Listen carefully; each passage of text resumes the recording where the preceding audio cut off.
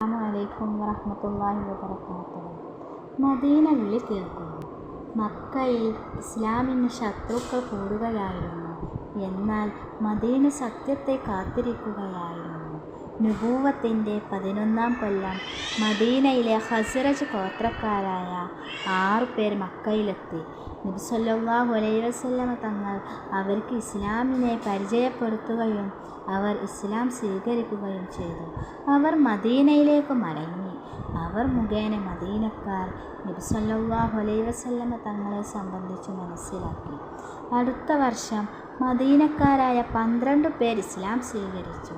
പാപകർമ്മങ്ങൾ ചെയ്യുകയില്ലെന്നും നബി സ്വല്ലല്ലാഹു അലൈഹി വസല്ലമ തങ്ങളെ പൂർണ്ണമായും അനുസരിക്കുമെന്നും അവർ പ്രതിജ്ഞ ചെയ്തു. മിനയിലെ ജംറത്തുൽ അഖബയുടെ സമീപം വെച്ചായിരുന്നു ഈ പ്രതിജ്ഞ. ഇതിനെ 1-ാം അഖബ എന്ന് പറയുന്നു. അവർ മദീനയിലെത്തി ദീനി പ്രബോധനം തുടങ്ങി. അവർക്ക് ദീൻ പഠിപ്പിച്ചു കൊടുക്കാൻ മുസ്അബ് ബിൻ ഉമർ റളിയല്ലാഹു അൻഹുവിനെ നബി സ്വല്ലല്ലാഹു അലൈഹി വസല്ലമ തങ്ങൾ അയച്ചു കൊടുത്തു. മദീനക്കാരിൽ പലരും ഇസ്ലാം സ്വീകരിച്ചു. നുബൂവത്തിൻ്റെ 13-ാം കൊല്ലം ഹജ്ജ് കാലത്ത് മദീനക്കാരായ 70 പേർ മക്കയിലെത്തി ഇസ്ലാം സ്വീകരിച്ചു. അവരിൽ 12 പേർ ഗോത്രത്തലവന്മാരായിരുന്നു.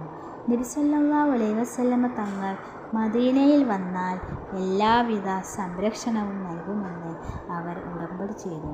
ജംറത്തുൽ അഖബയുടെ അടുക്കൽ വെച്ചു അർദ്ധരാത്രി വളരെ രഹസ്യമായിട്ടായിരുന്നു ഈ ഉടമ്പടി. ഇതിനു 2-ാം അഖബ എന്ന് പറയുന്നു. ഖുറൈശികൾ ഈ വിവരമറിഞ്ഞു.